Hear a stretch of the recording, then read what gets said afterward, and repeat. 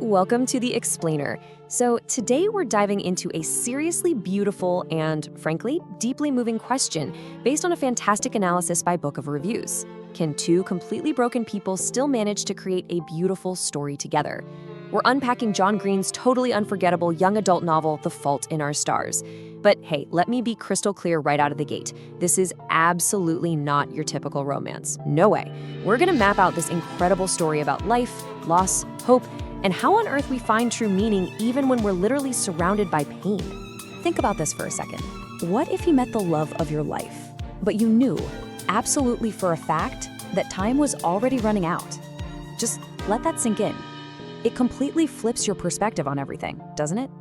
Well, this seemingly impossible scenario is the beating heart of our explainer today. We're gonna break down exactly how this setup teaches us some unbelievably profound lessons about human connection. All right, let's jump right into part one, The Girl Called Grenade. So our story really centers around this 16-year-old girl, Hazel Grace Lancaster.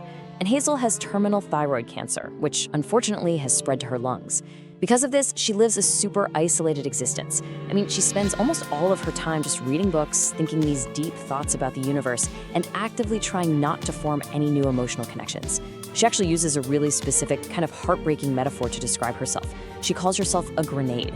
She genuinely fears that one day, her illness is just gonna cause her to explode, metaphorically of course, and cause this unavoidable, devastating pain to everyone who's dared to love her. She's basically trying to minimize the casualties of her own life. But her parents, naturally, are incredibly worried about all this extreme loneliness, so they give her a push to attend a local cancer support group. And wouldn't you know it, it's in that small, completely unassuming room where her whole master plan of isolation just totally falls apart. Which brings us to section 2. Enter Augustus Waters. Okay, suddenly the whole energy in the room shifts. Augustus, or Gus as he goes by, walks into that support group, and guys, he is a total breath of fresh air.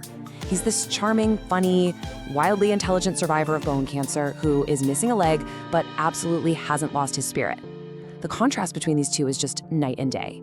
On one hand, you've got Hazel wanting to hide away, feeling like this ticking grenade, but on the other hand, you have Gus. He straight up refuses to live in fear. He desperately wants his life to mean something, and his absolute biggest fear in the world is actually being forgotten. And from the literal second he lays eyes on Hazel, he is just completely captivated by her. Gus has this unwavering confidence and humor that just start chipping away at Hazel's defensive walls, and they click instantly. They connect over these deep, late-night conversations and a really profound shared understanding of what it actually means to be sick. Moving on to section 3, Love and Disappointment. As they get closer, Hazel decides to share a real piece of her soul with Gus. She introduces him to her absolute favorite novel, An Imperial Affliction.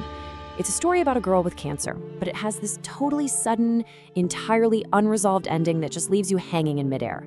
Well, Gus, being Gus, pulls off this massive grand gesture. He actually cashes in his own unused cancer charity wish to take Hazel on this incredible international journey all the way to Amsterdam just to track down the book's reclusive author.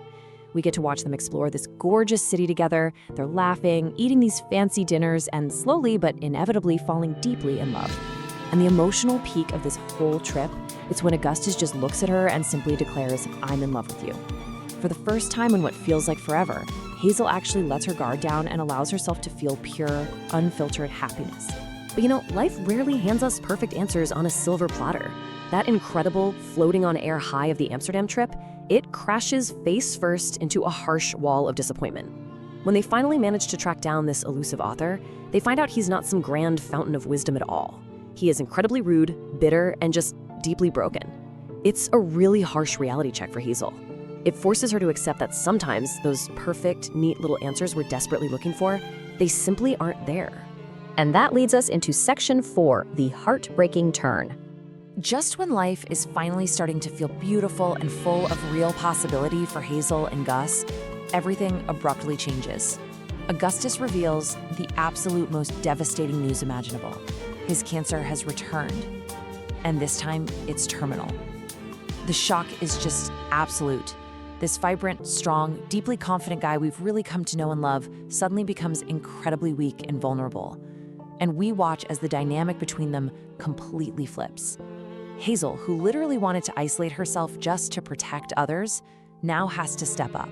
She has to become the rock, the primary emotional support for the person she loves as she watches him slowly fade away.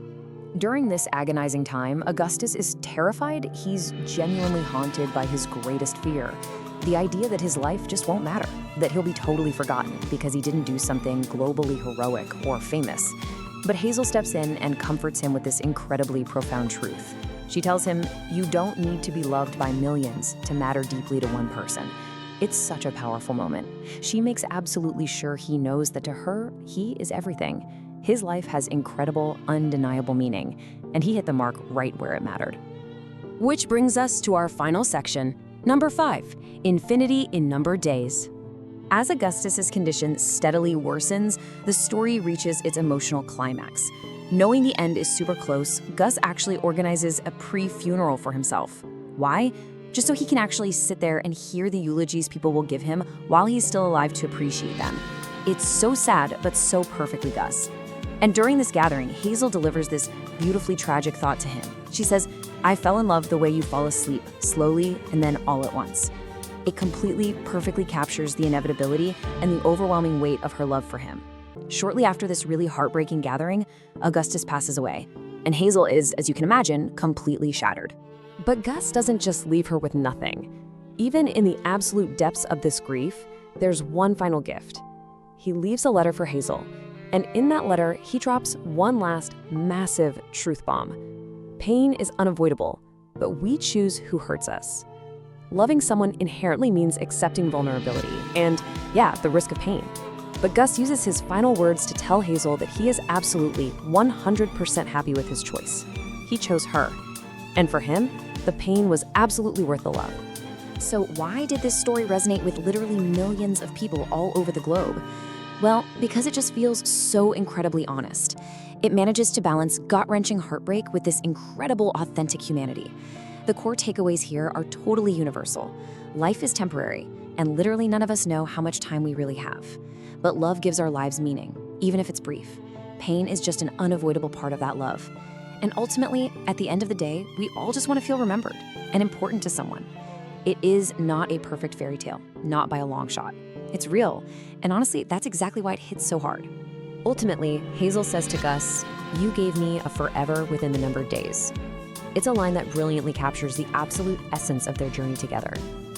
So as we wrap up today, I want to leave you with this final, truly provocative thought. Do you believe a short, even painful love story can truly create an unforgettable forever? It's something to think about. Thank you so much for joining me today for this explainer. Keep exploring, keep learning, and I'll catch you in the next one.